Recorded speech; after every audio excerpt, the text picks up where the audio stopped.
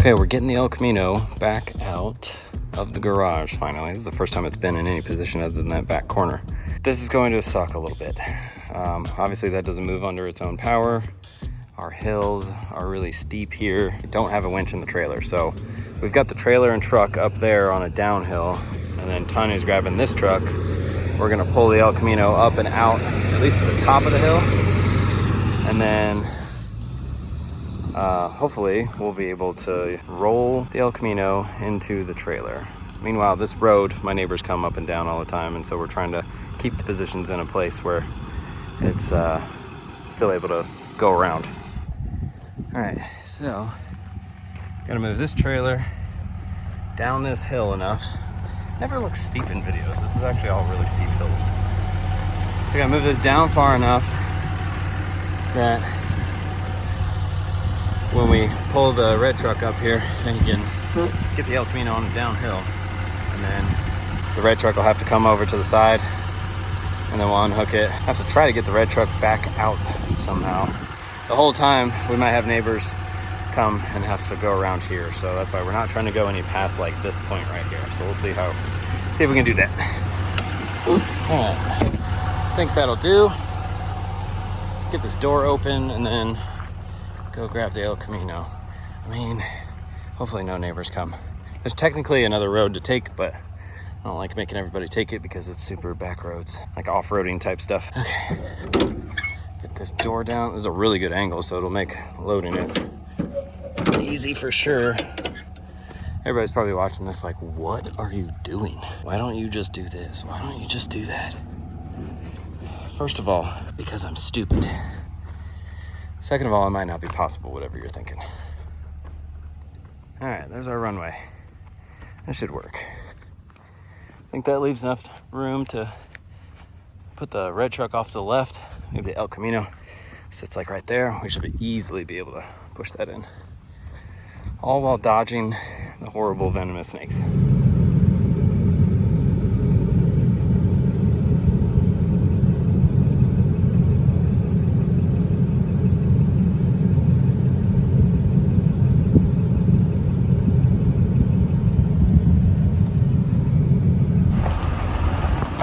First full tow, I had about an hour and a half out. Yeah, just hit all of the trailer. That's great. All right, we made it out of the woods in one piece. Had to go get the fit and then put the compressor in the back of the fit because the tires were low and I couldn't do it back there. It was a big mess. So like, I think total time to load was about like 2.5 hours. It was a nightmare. Really gotta get a winch in this thing. We gotta do a couple of things to just make this whole process easier, because it's not like this will be the last time that we have a car that, you know, can't do anything under its own power. It happens quite a bit. So anyway, all right, we'll head over to, well, it's going to squirt some air in the tires real quick and then head over to PTSFab. Oh.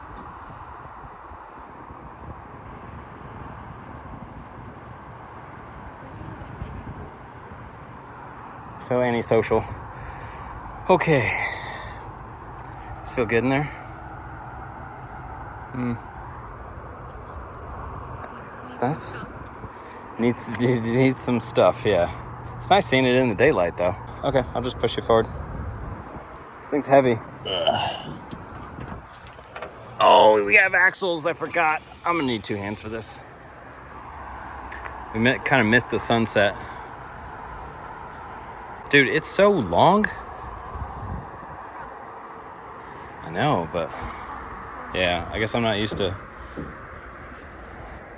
Yeah, I don't know. It's really long.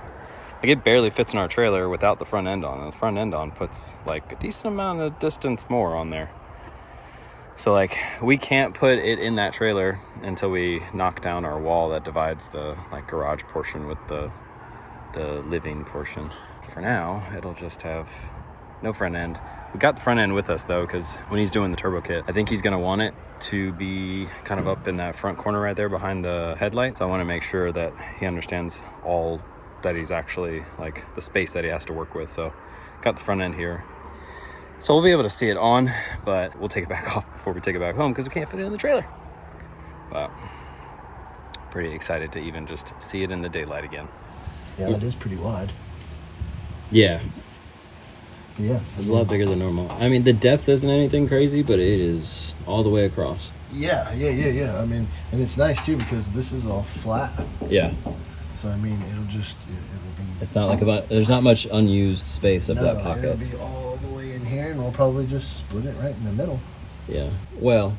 Or no, you wanted more for one, right? Yeah, we only need, 5 max. We could probably get away with 3 on the methanol. On methanol, okay. But I'm thinking, I guess, a little bit in the future, 5, we should probably do 4 or 5. Yeah, I would probably do 5. What size is Billy's? Billy's is big, it seems like. It's actually like right at 5. Right at 5. Okay, yeah, and his has no problem with... Troy's is the one that's smaller. Okay. His is like 4. Yeah. Or like 3 3/4 or some shit. Oh, okay. Yeah, well, and even his is plenty, so... Yeah, his is plenty. I'm just thinking in the future a little bit, like if we end up putting a bigger setup in here, bigger motor, a lot more power, and we're consuming more during the pass. Billy's definitely consumes more than Troy's does. Yeah, and his still has always plenty per pass. Usually like half a tank. Yeah, so... I'm a very good driving back.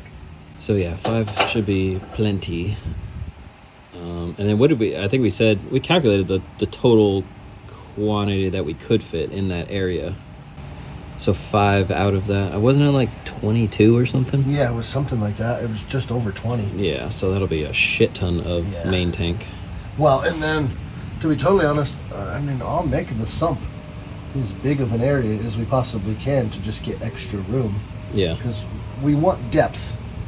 Especially on the mechanical pump, we're going to want depth. Yeah. Being shallow and wide is great and all, but right. Being shallow, it's able to reach the top of the fuel level really easy.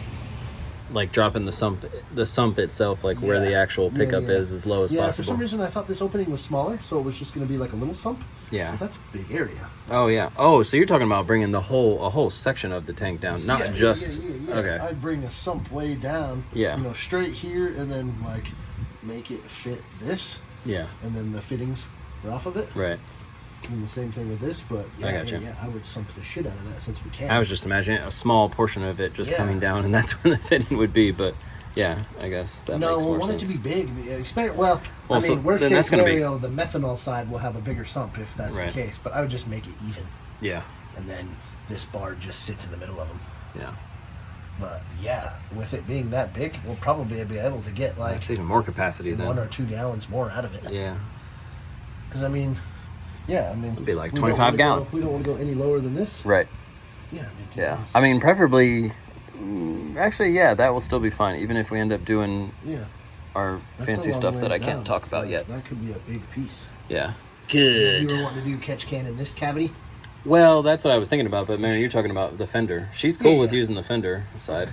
Yeah, let's look at that next. But yeah, that was the cavity that I was talking about. Yeah, that's definitely easy. So this should show how much room. Not as much as I thought. Like, to get a good amount of capacity, it would have to be pretty long.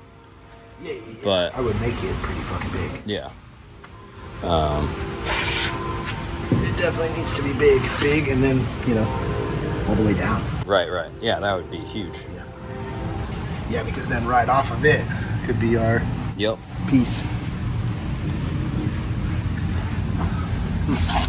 So if you guys didn't see the video previously where we were explaining what we wanted to do with the catch can, I don't know where it's going to end up, but the last plan that we were thinking of was putting it in between the bed inside and the outside fender. But the biggest thing was I wanted to have the exit be in a location that might actually help create vacuum a little bit at pace. So like the faster we're going, the more air that's running across there, and hopefully it'll create a little low pressure.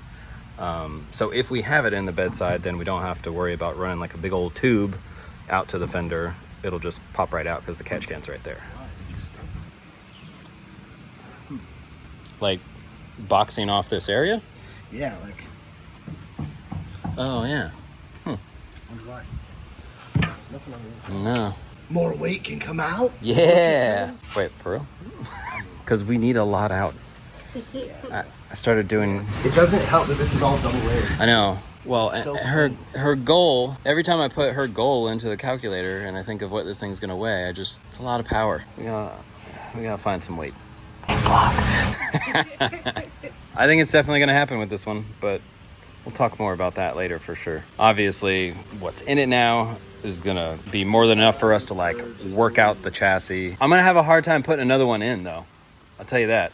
Yeah, so the other thing that we were talking about, I grabbed that electrical panel because I was like, all right, once we're done here, we'll be able to do all the wiring and everything. And I put my hand up here and I'm like, oh, that's not gonna work.